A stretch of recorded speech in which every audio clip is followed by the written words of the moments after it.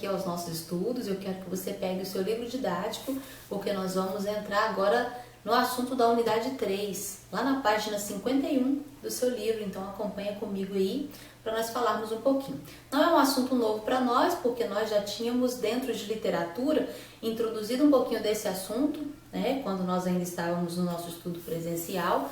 Então algumas dessas atividades aí nós inclusive já comentamos. Então nós vamos recapitular algumas coisas para nós darmos sequência a essa matéria, a esse conteúdo.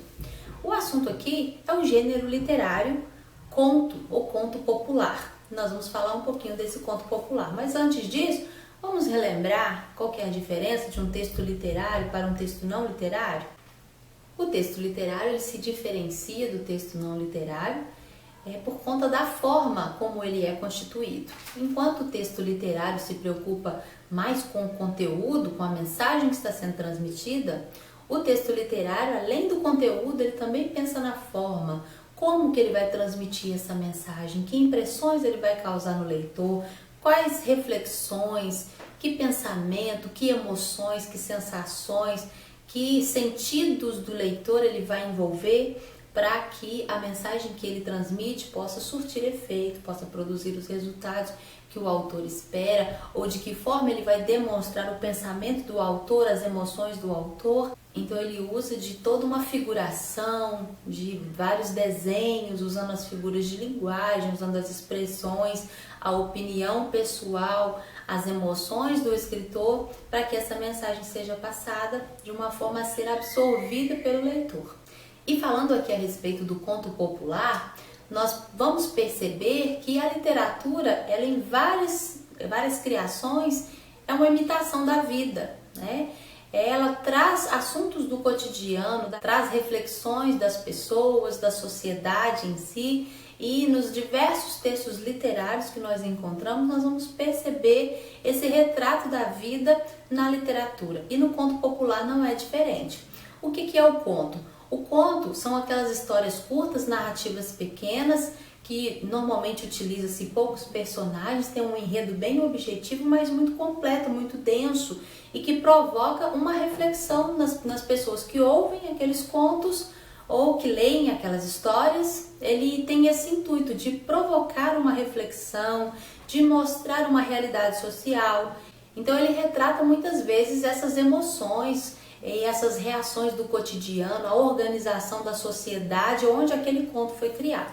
A mensagem que um conto produz, ela tem muito a ver com o ambiente onde ela nasceu, com o ambiente social onde ela foi gerada, a época histórica onde aquele conto foi criado. Ela vai trazer elementos daquela época, situações que eram corriqueiras naquela época. Às vezes, quando nós escutamos uma história hoje, uma história que foi criada, que surgiu na oralidade, contada de pai para filho, de avô para neto, há várias gerações atrás, alguns elementos para nós parecem assustadores, às vezes não condizem com a realidade, às vezes geram uma estranheza e até uma certa revolta quando nós vemos determinados comportamentos, mas muitos desses comportamentos eram normais naquela época, dentro daquela cultura, e por isso eles faziam sentido, mas servem também para a nossa reflexão do quanto a sociedade evolui, da forma como os relacionamentos, as relações sociais foram alteradas,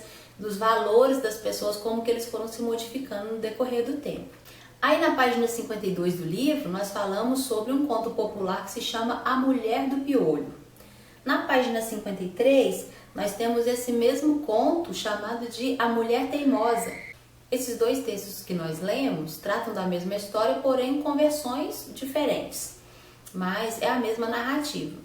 Nós já comentamos a respeito desse texto e uma coisa interessante é que ele é um desses textos que trazem uma certa revolta quando a gente ouve a história pela forma como as coisas se desenrolam. Se você não se lembra da história, volta lá no seu livro, página 52, leia novamente, você vai ver lá essa briga nesse relacionamento matrimonial, a forma do tratamento do marido para com a esposa, as consequências que a mulher sofre por não se submeter a uma vontade do marido e as atitudes dele com relação a ela, a forma como ele trata a desobediência da mulher, são valores que na nossa sociedade não se aplicam, não são permitidos mais, mas que naquela época que o conto foi criado, talvez era uma situação aceitável, era uma coisa comum, né? Estava no senso comum, aceitável para a sociedade daquela época, mas que evoluiu no decorrer do tempo. Então serve também de reflexão para nós vermos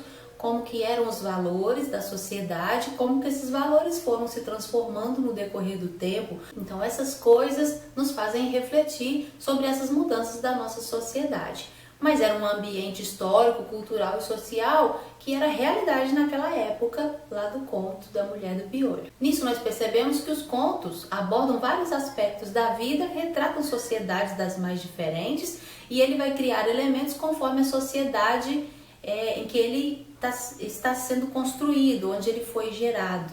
Ele trabalha com os elementos da natureza daquela região de onde ele surgiu, ele trabalha com elementos fantásticos, com elementos figurativos, mas que dialogam com a sociedade onde ele foi gerado. Nós vamos aprofundar os nossos conhecimentos aqui um pouquinho, agora com relação aos contos populares, principalmente nos contos populares vinculados e produzidos, difundidos no Brasil, usando um personagem muito legal da nossa cultura popular, que é o Pedro Malas Artes. Você já ouviu falar do Pedro Malas Artes? Conhece a história do Pedro Malas Artes? Então eu vou deixar para você aí alguns links para você trabalhar, para você assistir de vídeos. Tem um filme muito bacana lançado recentemente das aventuras de Pedro Malas Artes. Eu vou deixar o link para vocês, para que vocês possam assistir. E vou deixar um trabalhinho de pesquisa para vocês fazerem também a respeito da figura desse personagem. Quem era o Malas Artes? Malas Artes era um malandro caipira, né?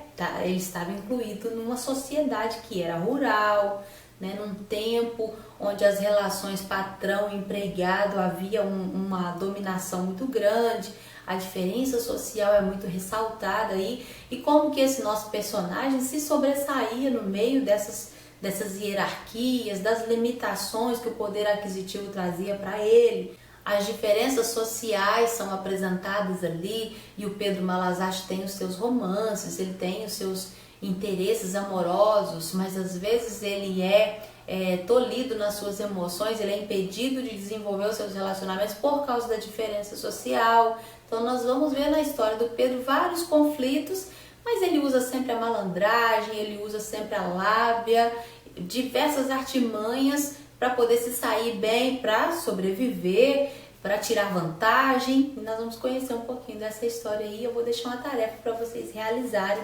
usando esse nosso personagem como peça principal. Você vai conhecer histórias muito hilárias. E a ideia dos contos com Pedro Malas Artes é produzir humor. Essas histórias todas que nós vamos ver. Elas produzem humor, mas trazem reflexões, trazem um pensamento, trazem uma comparação social. Eu quero que vocês, estudando textos literários, pensem criticamente, reflitam e tentem tirar e construir exemplos para os dias de hoje, o que nós podemos absorver com essas histórias do passado, tá bom?